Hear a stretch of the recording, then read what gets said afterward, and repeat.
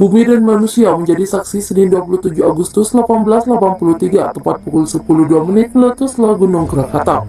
Kekuatan letusannya begitu dahsyat dan mengerikan, para ahli menyebut bahwa saat itu letusannya setara dengan 13.000 kali kekuatan bom atom yang dilepaskan ke kota Hiroshima dan Nagasaki. Letusan Krakatau menghancurkan Gunung Danan, Gunung Perbuatan, serta bagian Gunung Rakata di mana setengah kerucutnya hilang, lalu membuat cekungan selebar 7 km sedalam 250 meter. Sekitar 23 km kubik bagian pulau ini termasuk Gunung Perbuatan dan Gunung Danan surut ke dalam kaldera.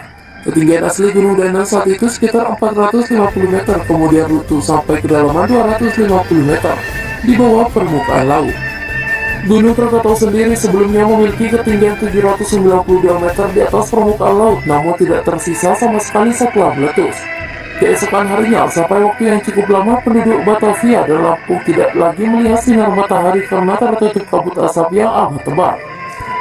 Tak hanya itu, letusan tersebut juga menghasilkan suara yang teramat keras, lebih keras dari apapun yang pernah terjadi di planet bumi menurut catatan manusia. The Guinness Book of Records mencatat ledakan Krakatau sebagai ledakan yang paling hebat yang terekam dalam sejarah. Saat itu pukul 10.02 ketika suara itu muncul pertama kali dari Krakatau yang berada di Selat Sunda yang terletak di antara Pulau Jawa dan Sumatera di Indonesia.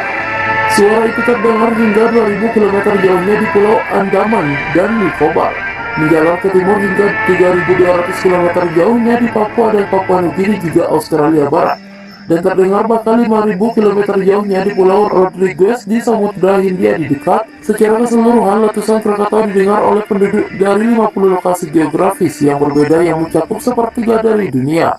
Mungkin tak terbayangkan bagi kita betapa jarak-jarak ribuan kilometer itu begitu jauhnya. Mari kita bayangkan, jika Anda berada di Surabaya dan ada yang bilang bahwa dia mendengar suara yang datang dari Pulau Bali, mungkin kita akan menganggap bahwa orang itu mungkin berbohong atau bahkan gila. Sedangkan jarak udara Surabaya-Bali hanya sekitar 320 km. Padahal suara letusan Krakatau seperti jarak dari Surabaya ke Seoul, ibu kota Korea Selatan. Gunung Krakatau meletus dengan kekuatan yang begitu besar sehingga menghempaskan sebagian besar gunung yang berada di tengah laut tersebut, mengeluarkan gumpalan asap yang mencapai 25 km ke atmosfer, menurut seorang ahli geologi yang menyaksikannya. Ledakan ini menciptakan tsunami mematikan dengan gelombang setinggi dari 30 meter. Sekitar 165 desa pesisir dan pemukiman tersapu dan seluruhnya hancur. Secara keseluruhan, pemerintah kolonial Belanda memperkirakan korban tewas mencapai 36.417, sementara perkiraan lainnya melebihi 120.000. Kapten kapal Inggris Nathan Castle berada 65 km dari Krakatau pada saat ledakan menulis di lognya. Begitu keras ledakannya sehingga gendang telinga lebih dari setengah kru saya telah pecah. Pikiran terakhir saya adalah istri saya yakin bahwa hari kiamat telah tiba. Secara umum, suara keras dari letusan Krakatau disebabkan oleh fluktuasi tekanan udara. Sebuah barometer di pabrik gas Batavia mencatat lonjakan tekanan lebih dari 2,5 inci merkuri. Hal ini mengubah tekanan suara menjadi lebih dari 170 desibel. Suara yang sangat keras. Sebagai konteks, jika kita mengoperasikan jackhammer, alat yang digunakan untuk menghancurkan beton, kita akan mendengar suara lebih 100 desibel. Ambang batas rasa sakit indera dengar manusia mendekati 130 desibel. Dan jika kita tidak beruntung berdiri di samping mesin jet, kita akan mendengar suara 150 desibel. Peringkat tahu 10 desibel dianggap sebagai suara yang kira-kira 2 kali lebih keras.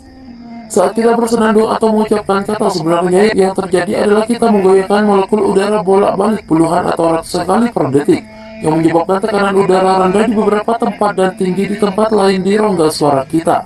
Semakin keras suara yang kita hasilkan, semakin kuat goyangan ini dan semakin besar fluktuasi tekanan udara. Tapi ada batasan, beberapa keras suara bisa terdengar.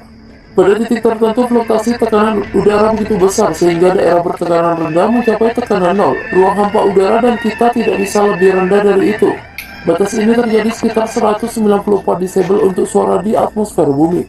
Lebih keras dan suaranya tidak lagi hanya melewati udara, tapi juga mendorong udara bersamanya, menciptakan semburan udara bergerak bertekanan yang dikenal sebagai shockwave. Lebih dekat dengan Krakatau, suaranya jauh melebihi batas ini, menghasilkan semburan udara bertekanan tinggi yang begitu kuat sehingga memecahkan gendang telinga para pelaut Inggris di kapal Norman Gaskell di sejauh 65 km jauhnya. Pasalnya, jendela telinga manusia bisa pecah jika mendengar suara sekitar 150 hingga 160 dB. Saat suara ini menempuh jarak ribuan kilometer mencapai Australia dan Samudra Hindia, tekanan dentuman mulai mereda terdengar lebih seperti suara tembakan di tempat-tempat yang jauh. Lebih dari 4.800 km dalam perjalanannya, gelombang tekanan menjadi terlalu rendah untuk didengar telinga manusia, tetapi terus menyapu ke depan dan bergema selama berhari-hari di seluruh dunia. Pada tahun 1883, stasiun cuaca di sejumlah kota di seluruh dunia menggunakan barometer untuk melacak perubahan tekanan atmosfer. 6 jam dan 47 menit setelah ledakan Krakatau, lonjakan tekanan udara terdeteksi di Kalkuta, India sejauh 3.600 km dalam 8 jam. Gaung ini mencapai 5.600 km hingga Mauritius di barat dan Melbourne di Sydney di timur.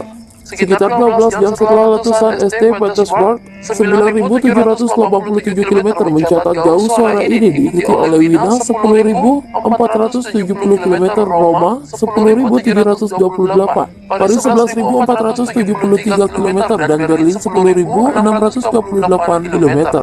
Pada 18 jam setelah letusan, gaung suara telah mencapai New York 16.160 km, Washington DC 16.500 km, dan Toronto 15.800 km. Hebatnya, selama 5 hari setelah ledakan, stasiun cuaca di 50 kota di seluruh dunia mengamati lonjakan tekanan yang belum pernah terjadi sebelumnya. Ini berulang seperti jarum jam. Kira-kira setiap 34 jam, itu kira-kira waktu yang dibutuhkan suara untuk mengelilingi planet bumi secara keseluruhan. Gelombang tekanan Krakatau mengelilingi dunia 3-4 kali ke segala penjuru.